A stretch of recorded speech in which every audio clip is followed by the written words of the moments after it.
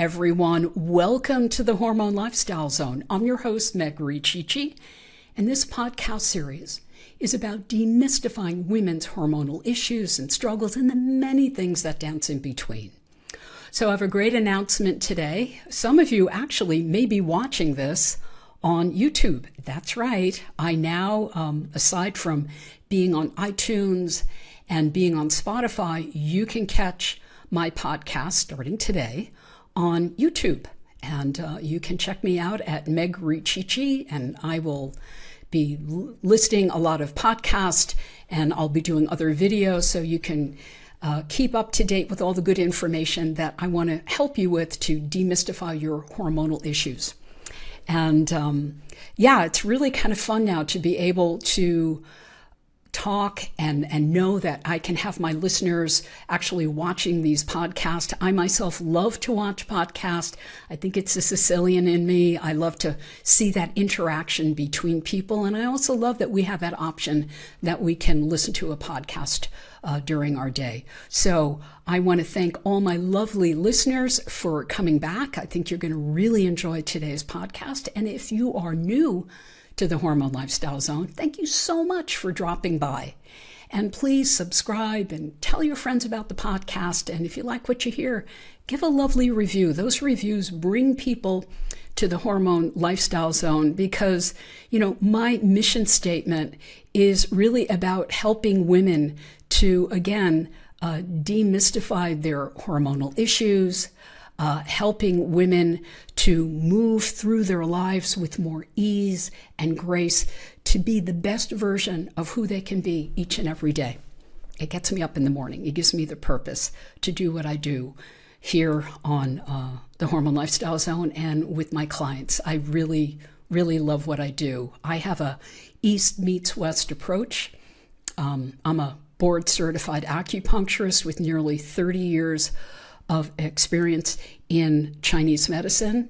And, Chinese medicine has always been about root cause resolution. So I combine that with my 25 years of clinical experience looking at health issues from a functional Western perspective on nutrition and women's hormones and gut health and lifestyle and body, mind, spirit. So that East meets West approach for me, I think, has really helped me guide women along in getting that deep root cause resolution that they need. And part of that root cause resolution is starting with the foundation of what our health is about. Chinese medicine, we call it the earth element. We address spleen qi, the spleen, as so much, and stomach, so much to do, the earth element, so much to do with digestion. And the foundation starts with how well you digest your food. So the title of today's podcast is Stomach Acid Making You Sick. Well, let's think about that. And I think I'm really going to blow your mind with some of the things that I share with you that have so much to do with stomach acid. We are what we eat. We are what we digest. We are what we eliminate. We are what, actually, prior to that, we are what we assimilate. We need hydrochloric acid to do all of this. The epicenter of our health starts in our gut with digestion. And I believe that low stomach acid is front and center for so many health issues. And sweet lovelies, I don't think I can say this enough. If you don't have a healthy gut, your hormones will never, ever be in balance. So many times, I think one of the first things that I hear from people that call me to start working with me, I'll get it in the email or a phone conversation. My hormones are out of balance. And how I look at it is, if your hormones appear to be out of balance, what are the things that are throwing them out of balance? And one of the first things I always look at is your digestion. And I look at a lot of other factors, but if you're not digesting your food, and if you're not assimilating or absorbing certain nutrients, then your hormones are going to be out of balance. So what are some common symptoms? I'm going to share common symptoms, and I'm going to share other symptoms that I see as being part of the picture for low stomach acid. Very common symptoms gas and bloat and burping. And you know, this is interesting, and I think many of you may feel this. You have a meal, and then about 20 minutes later, you're like, oh my God, I feel exhausted. I need to take a nap. Maybe some of you are feeling heartburn. You wake up in the middle of the night and you've got that gnawing, burning sensation in your chest, or you're eating a meal and you're on the phone with someone and you're having a meeting that isn't going very well and you're feeling this burn in your chest. That's low stomach acid. GERD and H. pylori are symptoms of low stomach acid, and I'll go into what H. pylori does and how you can address it, and taking a proton pump inhibitor, maybe for a short period of time, but there are so many ways to address H. pylori that can trigger stomach ulcers. So I'm going to talk about that. Nausea after taking supplements is a sign of low stomach acid. Allergies are another sign. A histamine response can be a sign of low stomach acid. Other symptoms: brain fog, low energy, anemia. I'm going to go into why anemia. For many women, if you're taking a lot of iron supplements, or if you're even taking iron IVs and you're not seeing a change, you've got to look first at stomach acid. It plays a major part. Yes, you can look at parasites and other things, but you have to look at stomach acid. And I'll get very excited about this. So, stomach acid has two primary functions. It is there for you to digest protein, and it's also your first line of defense against pathogens like bacteria and parasites and funky viruses and E. coli and all these funny things that if you ingest it, that stomach acid, the first thing it's supposed to do, aside from digest your food, is kill off those microbes, kill off those pathogens before it can go any further along your digestive tract, before it can go any further into the small intestine and cause infections like SIBO and C. diff. A lot of things happen when you have low stomach acid. So, if primary function is to digest protein. Here's a theory that I have. I don't know, it hit me a few weeks ago, but I think there's some truth to it. Why is it important to digest protein? Protein is essential in survival. You could actually, if I had to make a choice, if somebody said to me, Meg, you can only eat vegetables, or you can eat meat. You can eat bison, you can eat grass-fed beef, you can eat turkey, you can have chicken, you can have eggs. You have to make a choice. And guess what the choice would be? I would eat meat because I could eat from snout to tail and get every single vitamin I need, including B12. And you cannot get all these nutrients on a plant-based diet. So you need stomach acid, strong stomach acid, a pH between 1.5 and 2.5 to digest, or 2, to break down that protein. It's really important. And again, to kill any funky things that you may be ingesting in your food. So, and what happens when you eat protein? And by the way, I do eat plants. I eat a lot of fruit and vegetables. I eat a lot of veggies, actually. I eat a lot of veggies, a lot of healthy fat, and I eat a good amount of balanced protein. Protein, I feel, is essential to our health, and many of you know that. So, protein is the building block of your hormones. It's those branch chain amino acids that help us produce neurotransmitters, our hormones, from estrogen to progesterone to, everything. Testosterone, cortisol, everything. You need amino acids. You need branch chain amino acids. You need them for your neurotransmitters, for serotonin, so you can have an even, calm, soothing headset. I'm wearing a headset. Mindset. It helps build lean mass. It helps reduce muscle loss. It keeps your bones strong. Everybody talks about calcium. It's not calcium. You need protein to have strong bone integrity, amongst other things. And calcium is not the top one on the list. But you need hydrochloric acid to help you break it down. You also need it to produce enzymes. When your hair is thin and brittle, you've got to take a look at what's going on that the integrity and the quality of your hair is compromised. And I could talk about thyroid and different things, but right now just focusing on your digestion. Feeling satiated after a meal. Protein does that. It helps to stabilize our blood sugar. It helps so that you're not anemic. You want to have really rich, wonderful blood. You need that from branched chain amino acids. You need that with your hydrochloric acid. There's a beautiful dance. So hydrochloric acid helps us absorb minerals like iron and calcium and zinc and selenium for our thyroid, and magnesium and vitamins like K, and your B vitamins like B12, B6, folate. All these things are crucial with hydrochloric acid. So let us see. Here's something very interesting. And I really, again, I respect people for where they are and the choices that they make and the foods that they eat. But vegetarians have very little animal protein, and vegans, they have none in their diet. They don't have any animal protein. So therefore, the body slows down the production of hydrochloric acid. And this decrease in stomach acid is one of the reasons why vegetarian diet can be very taxing on digestion. It's very hard to break down carbs.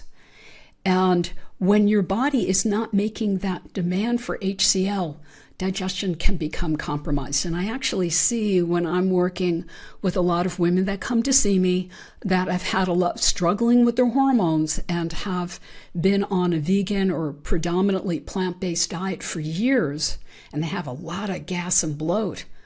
Once I start introducing hydrochloric acid into their diet, suddenly those symptoms start to change.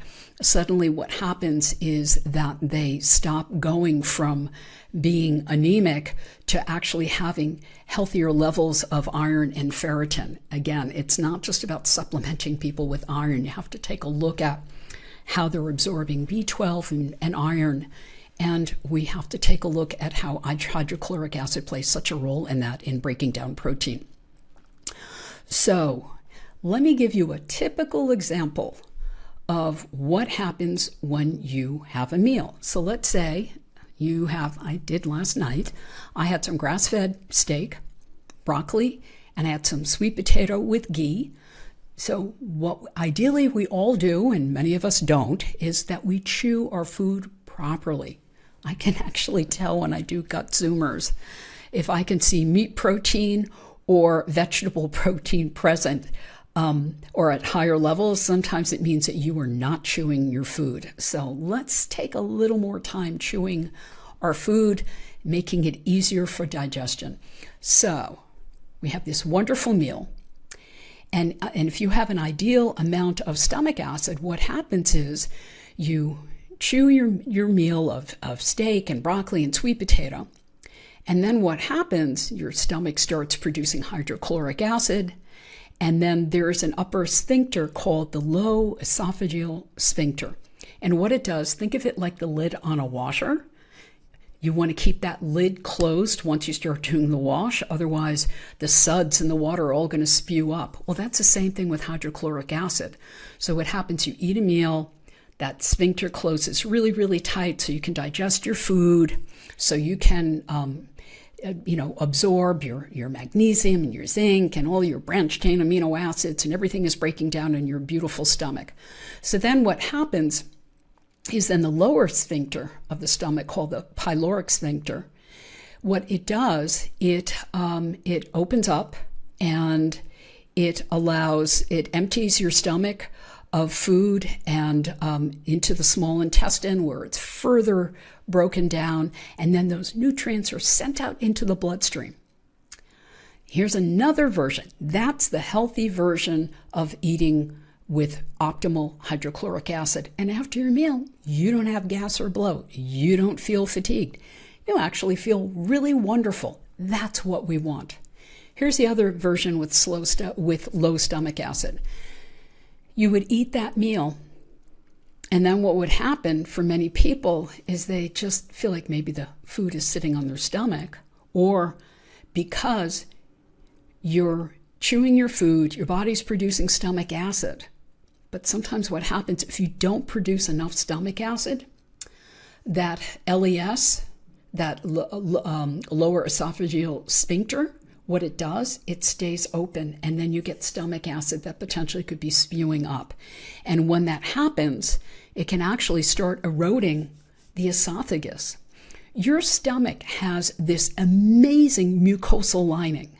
So you have your stomach, then you have this mucosal lining, and inside that mucosal lining of the stomach, you're producing this stomach acid. That mucosal lining is a barrier. So if that barrier is broken, and I'll go into this a little further, with H. pylori, then you're going to get an ulcer. Well, the thing about your sweet little esophagus, it has a pH of about 7. It's really alkaline. And it doesn't have a mucosal lining. It doesn't have a mucosal covering or coating. So what happens is that you're eating this food and this stomach acid is shooting up, and it's starting to potentially, for some people, not everyone, will start eroding away at the esophagus. Sometimes we get a little burn. There are ways of addressing it. But when it gets heightened and you're having GERD, you can actually have tremendous inflammation of the stomach and inflammation of the esophagus. Also, what happens if you don't produce enough stomach acid, well, this food is just going to sit on your stomach. And this can cause a lot of gas and a lot of bloat, and food is just it's stagnating there, and it's just not emptying properly. So again, I want to make sure that you're digesting your food. So here's some of the things that that I also see with low stomach acid. I said I see anemia, and I'm going to go into that here. Let me just find that. So anemia, why do I point out anemia? I see so many women with anemia, and they're not having heavy menstrual bleeding, and they're not bleeding anywhere else in the body. You always want to make sure that's not going on if somebody has low iron and low ferritin levels. But what I do see with a lot of low iron or low, women taking all these supplements, and their doctors are like, oh, you need to be on, we need to give you iron. Your levels are low. Well, if your levels are not changing, you've got to look at digestion. And with a lot of women, I've got to look at stomach acid. Stomach acid is very important because it releases iron and B12 from protein. And those two work synergistically together. You need B12 and you need to absorb iron. And iron carries oxygen in the blood. So a lot of times when you're feeling really tired, you have to look at low iron. But they work together. So with a lot of women that I work with, and I see a lot of times with low stomach acid, I see constipation. And you can have the two in tandem. You've got constipation going on, and you've got anemia, and both of these things need to be addressed. So again, optimal digestion is so crucial for women. So some other symptoms that I see with low stomach acid: brittle nails, restless leg syndrome, cognitive issues, muscle cramping, thinning hair, rosacea. Rosacea is a really big one that I see. Chronic bad breath, halitosis. You can brush your teeth all day, but it's letting me know if you're having bad breath, you're not digesting your food. Another thing that I consider is when people say to me, oh, I don't want breakfast in the morning. I have no appetite. I have to take a look at, did you not digest your dinner from the night before? That's a possibility too. So when people are having difficulty with sleep, and I always recommend to at the very least have 3 hours before between bedtime and your dinner, so it just doesn't sit on your stomach. And that can be a really big issue.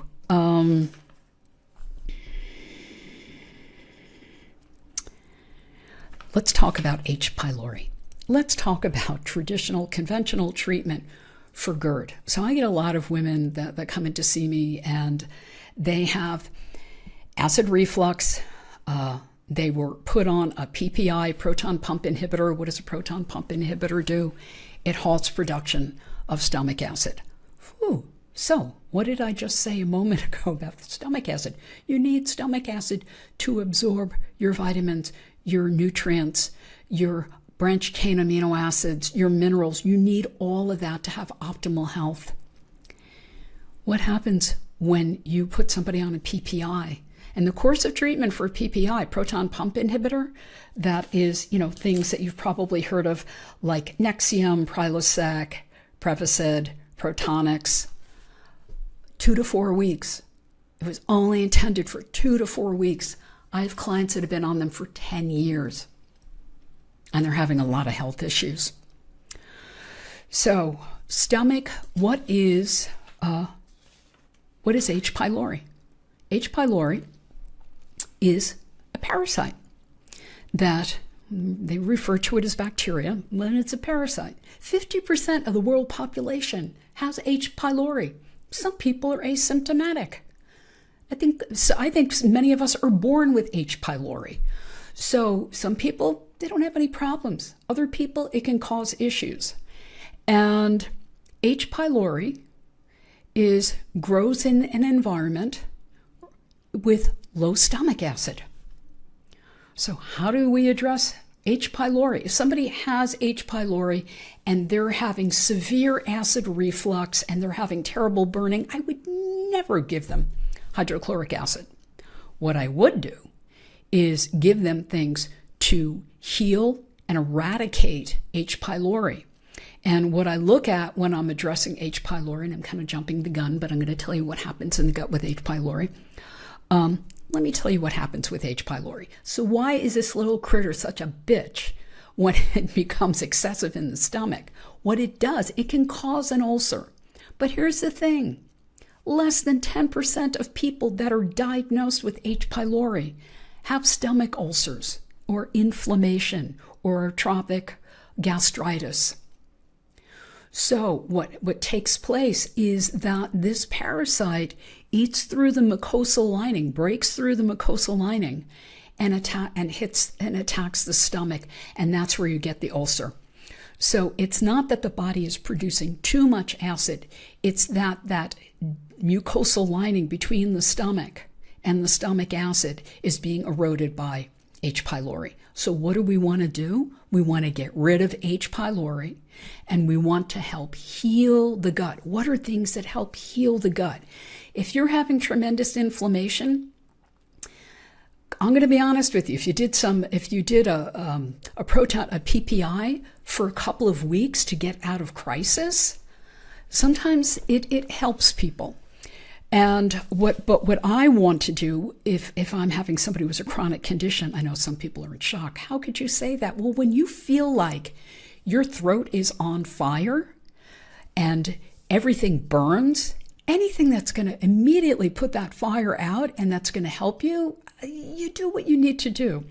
So sometimes if somebody comes in and they're on that for a couple of weeks, that's fine. But guess what else I give them? I give them zinc. I give them specifically zinc carnosine. Zinc carnosine helps to heal the lining of the gut with H. pylori. I recommend L-glutamine with deglycerized licorice and aloe vera. It's very soothing. It's very healing to the whole GI tract, from the esophagus all the way down to the stomach, throughout the GI tract, even the colon. I use it in ulcerative colitis and microscopic colitis. It's amazing. And Crohn's.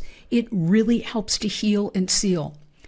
What's really cool also that helps eradicate H. pylori is sulforaphane and mastic gum and berberine and I do not give hydrochloric acid right away, I want to stop the fire.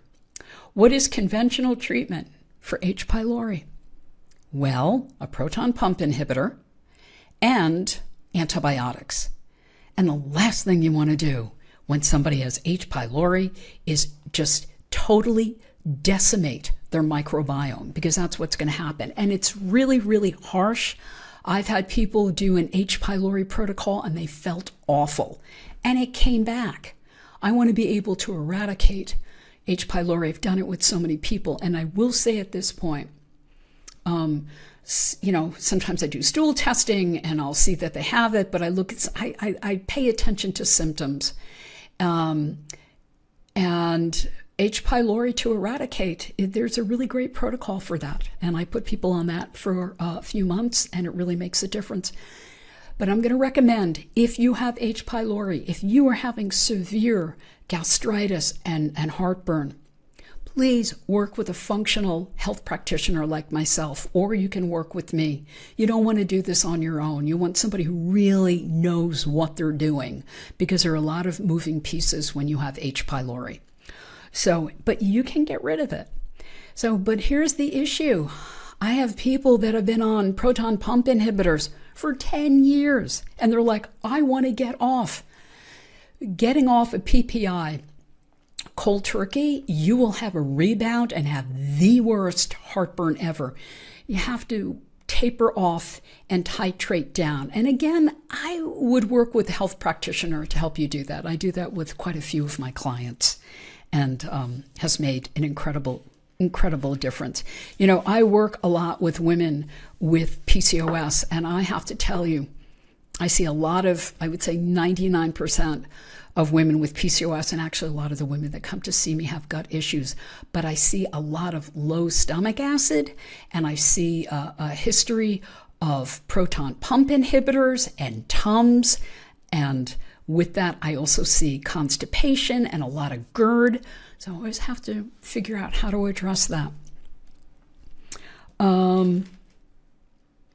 What other fun things can I tell you? So, what are the things that cause people to have low stomach acid? Well, stress. Let me say that again. Stress. Stress is, where does stress hit us? Stress hits us in the stomach. When we eat food, when we have a meal, our sweet body wants to be in a parasympathetic response. It does not want to be in a fight or flight response. That's that sympathetic response where your body thinks it's running from a tiger.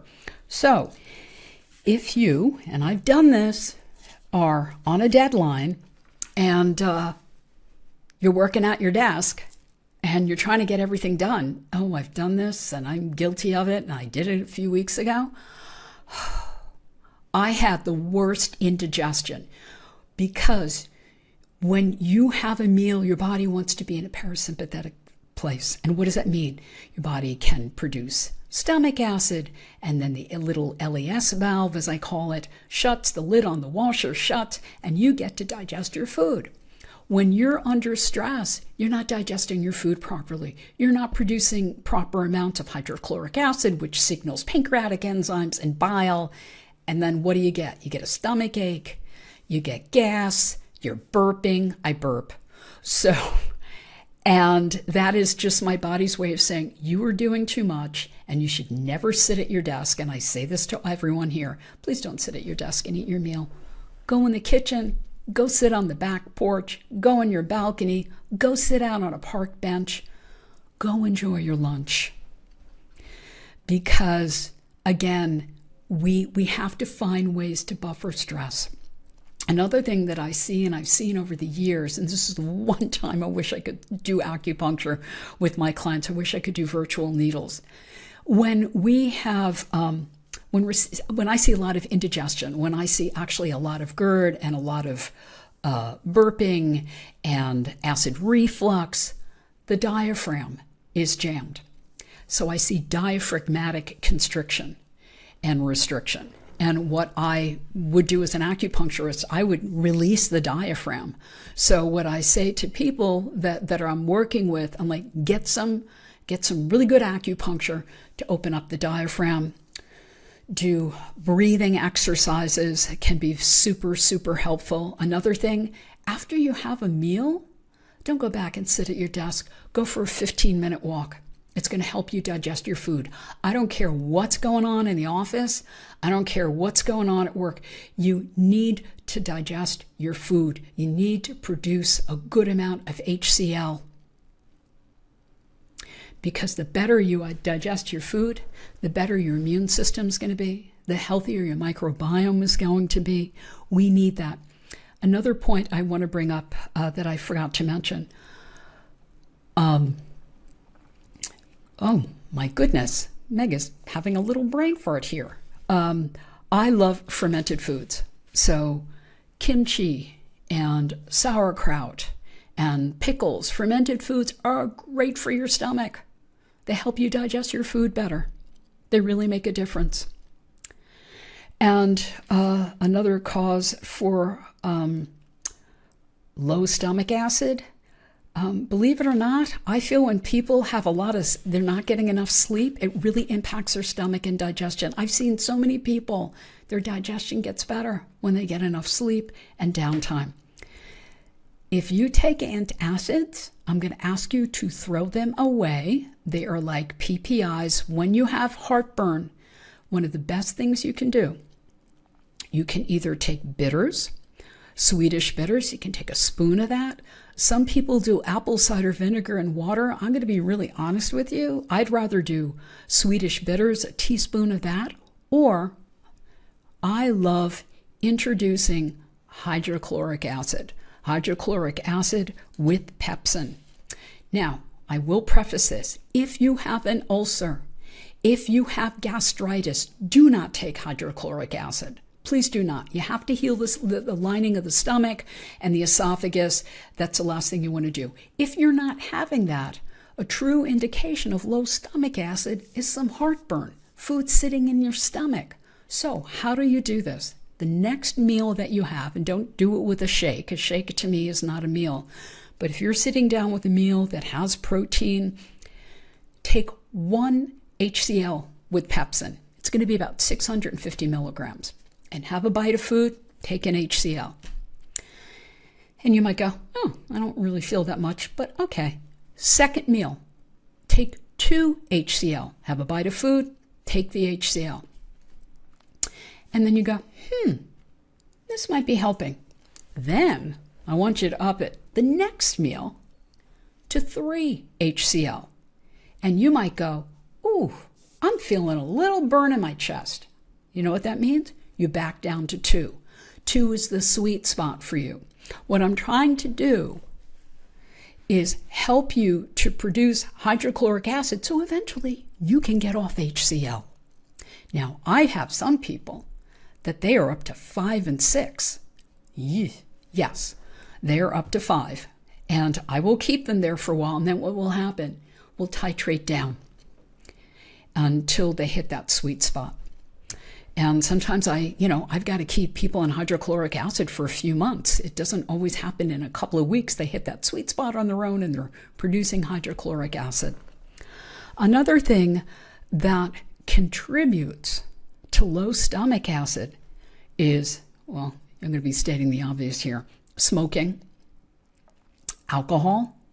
Alcohol. Got to tell you, girls, I'm going to do a segment on alcohol.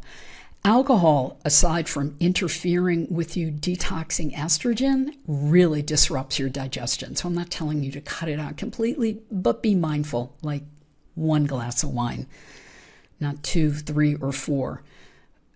But if you're having issues with heartburn and stuff, please don't drink. That's like gasoline on the fire. So just want to plant a seed. I'm always planting seeds. I don't want to tell people what to do. Just want to provide information.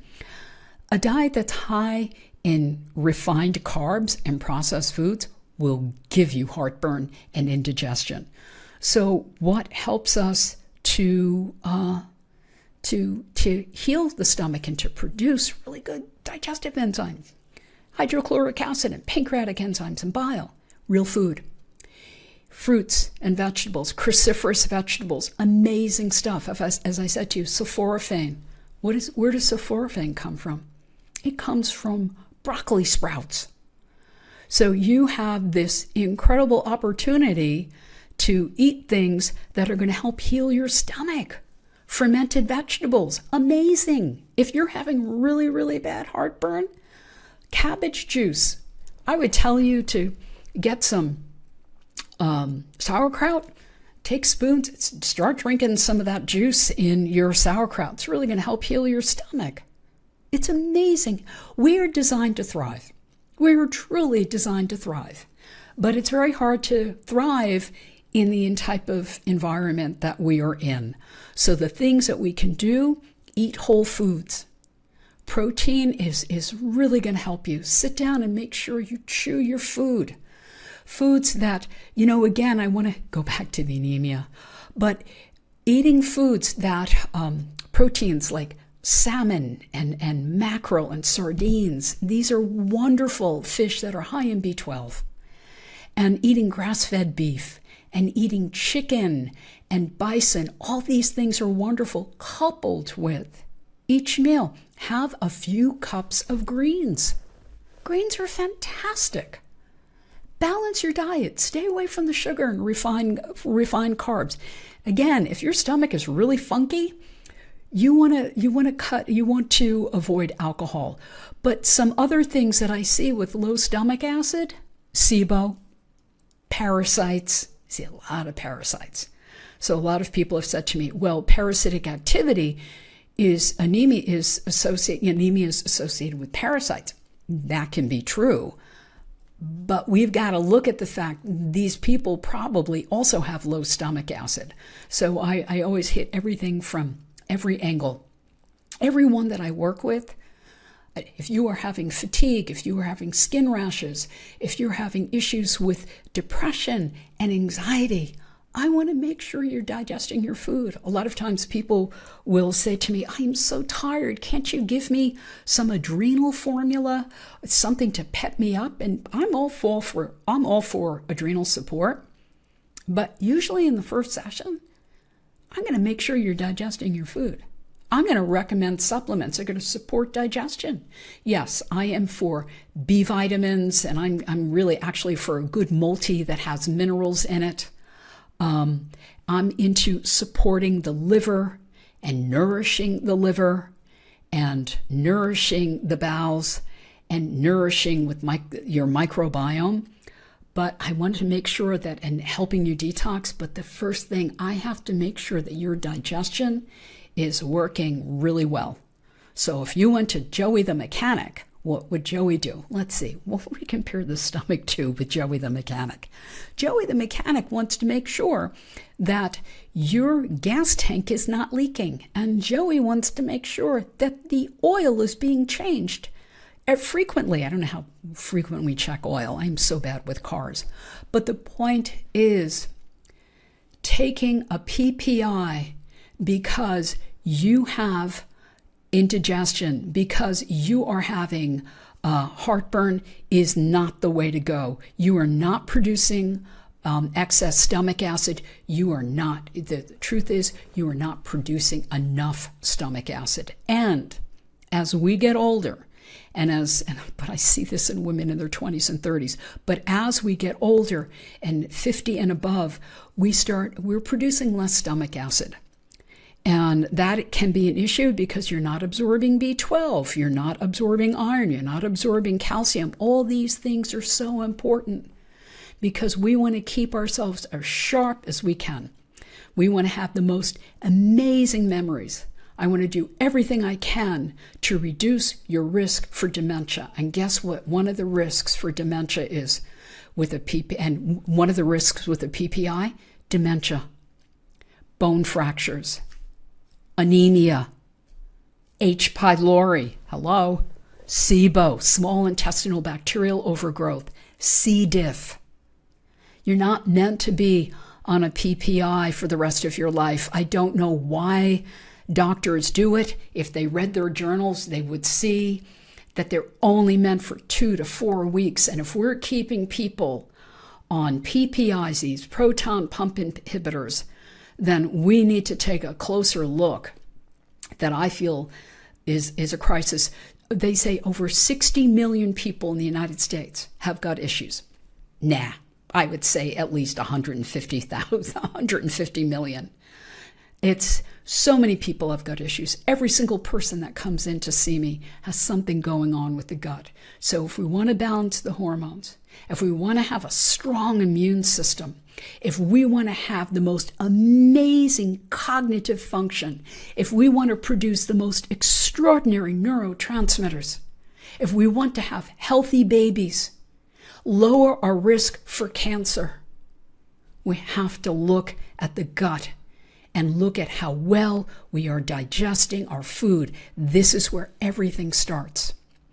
So, my sweet lovelies, if this intrigues you, if you would like to take a deeper dive, reach out to me. Maybe we can work together. I would love to help you. This is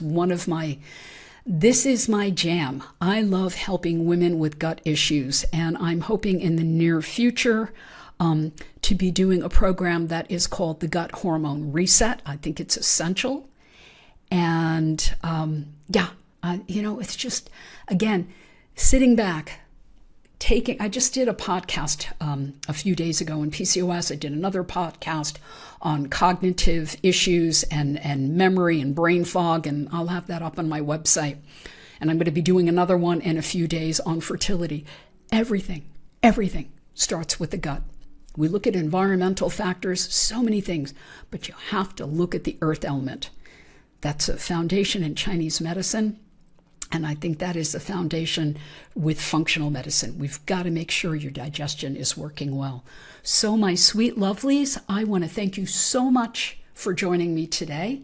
I've got to get used to looking at the camera a certain way, so I'm looking down and I got to figure it all out.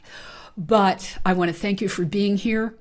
And you are sweet and powerful and strong, and I want to do everything I can for you to go out in the world and rock it in the way that you want to give birth to the things that you want in your life.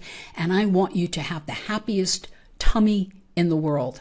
So to all my sweet lovelies, until I see you again, much love, much grace, big hugs, and thank you so much for joining me today on the Hormone Lifestyle Zone. I'll see you soon.